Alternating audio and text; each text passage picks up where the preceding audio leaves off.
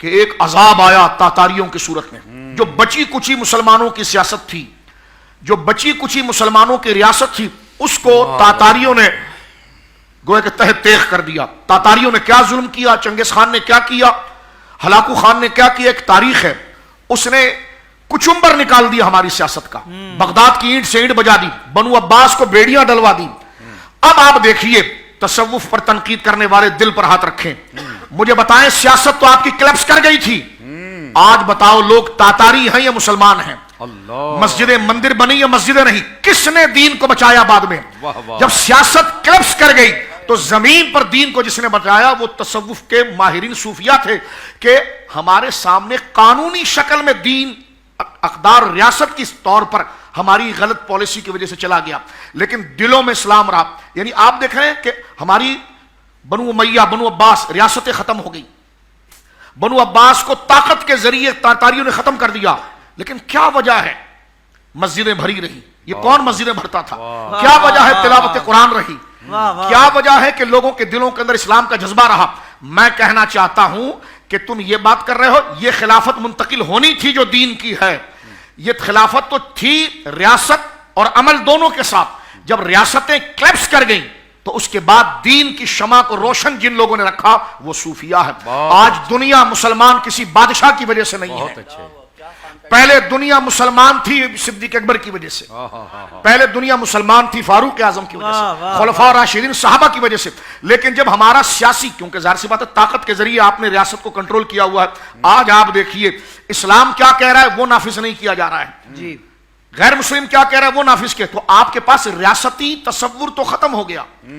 تو پھر جب ریاستی تصور ختم ہو گیا تو دین کو بچایا کس نے؟ جس نے دین کو بچایا, دلوں میں ایمان کو بسایا, چہروں پر داڑیاں سجائی, سروں پر پگڑیاں رکھوائیں, نہ مسجدوں کو بھر دیا, مدرسے آباد ہو گئے, قرآن کے وجود کو بچایا, قرآن کے قاری بنائے, قرآن کے حافظ بنائے, قرآن کے عالم بنائے, کونے کونے میں رسول اللہ کی محبت اور تعارف کو پہچانا. وہ کون تھے؟ وہ بادشاہ نہیں تھے, وہ تلوار والے نہیں تھے, وہ صوفیہ تھے.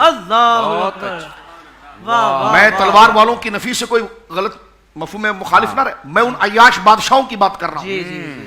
ورنہ آپ دیکھیے, میں بات کو سمیٹتا ہوں, حضرت سید النجم الدین کبریٰ یہ خدا کا وہ بندہ تھا. تاتاری جب اس کے مقابلے پر آئے تو تصوف کی کتابوں کے اندر آتا ہے کہ ان کو پہلے سے مراقبہ ہو گیا تھا کہ ایک فتنہ آنے والا ہے. آپ کی خانقاہ ماوراء النہر میں تھی, آپ نے اپنے مریدوں کو کہا اپنے اپنے گھر چلے جاؤ اور گھروں سے نکلنا نہیں, جو عبادات اور دین ہے اس کی پابندی کرنا, باہر نہیں نکلنا, جان کی حفاظت کرنا, تم بچو گے تو آگے لوگ بچیں گے. تاتاری آ گئے, جب انہوں نے ہنگامہ, حضرت سرکار نجم الدین کبریٰ تاتاریوں سے لڑتے ہوئے شہید ہوئے. آپ کے 5 خلیفہ تھے جس میں سے ایک کا نام شیخ مجد الدین بغدادی, شیخ سعد الدین حموی, شیخ رضی الدین علی, شیخ سیف الدین اور شیخ بہاء الدین جو مولانا روم کے ابو تھے. یہ 5 آپ کے اجلہ خلیفہ تھے. اور یہ جو شیخ مجد الدین بغدادی ہے نا, ان کے تربیت یافتہ ہیں فرید الدین عطار. حضرت فرید الدین عطار بھی تاتاریوں سے لڑتے ہوئے شہید ہوئے.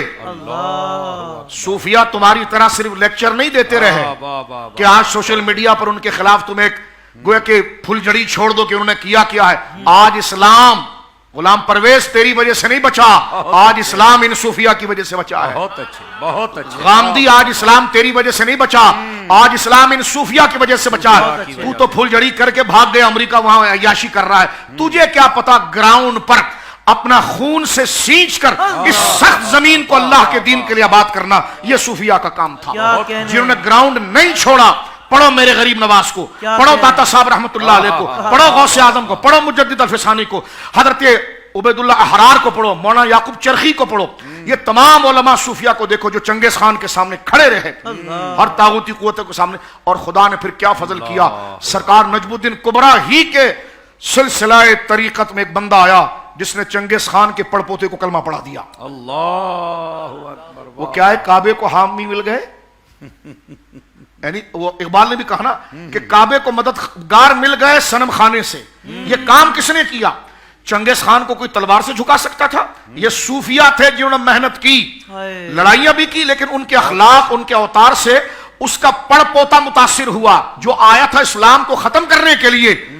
वो हजरत नजमुद्दीन कुबरा के कदमों में गिरकर कलमा पढ़ गया और अल्लाह रब्बुल आलमीन ने फिर उनसे, यानी उन्होंने भेड़ियों को मुसखर करके दीन का कुत्ता बनाया और उसने दीन पर पहरा दिया और फिर इस्लाम की एक बरकत और बहारें जो है वो चलना शुरू हुई। तो ये हजरत सूफिया किराम का अब आप देखिए हजरत महमूद गजनवी जो हिंद का सबसे पहला फातेह है, उसके साथ कौन आ रहा है?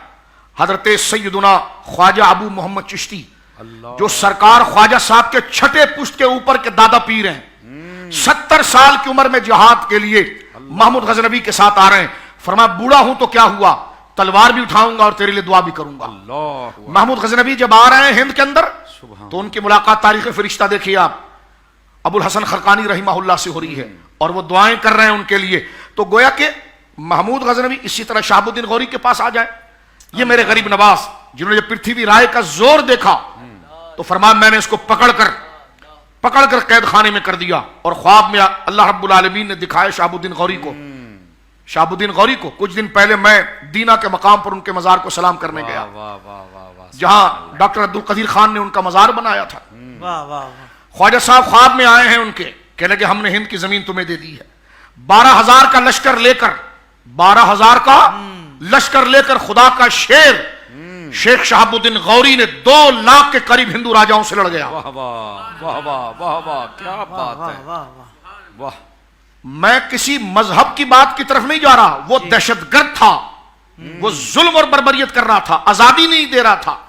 ख्वाजा जैसे अजीम सूफी के सामने वो रोड़े अटका रहा था, तो आपने फरमाया आजा। शहाबुद्दीन गौरी वहां पर पहुंचे, जब जिहाद हुआ, अजमेर फतह हुआ, हिंद फतह हुआ और ये ख्वाजा साहब के हाथ पर गोया के बैत हुए। सिलसिला चिश्तिया में दीना के मकाम पर आपकी शहादत हुई।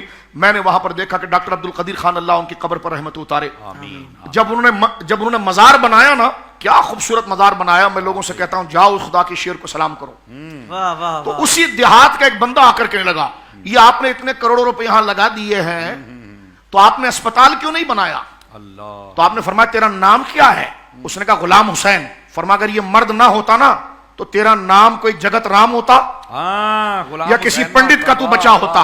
कहा ये गुलाम हुसैन तेरा नाम है ना, तो इस गुंबद के नीचे जो शहाबुद्दीन गौरी सो रहा है इसका करम है। क्या बात है, क्या बात है, अल्लाह करोड़ों रहमत उतारे हजरत डॉक्टर अब्दुल कदीर खान रहमतुल्लाह अलैह की कब्र के ऊपर, के जिन्होंने ये काम करके दिखाया। जब आपकी सियासत क्लैप्स कर गई तो लियुज़हिरहु अलद्दीन कुल्लिह का काम अल्लाह रब्बुल आलमीन ने सिलसिला कादरिया से लिया, सिलसिला चिश्तिया से लिया, सिलसिला नक्शबंदिया से लिया, सिलसिला सहरवर्दिया से लिया। और मैं इस बात पर अपनी बात को खत्म करता हूं, तसव्वुफ सूफिया के खिलाफ बकबक करना, मैं कहता हूं चांद पर थूकना है।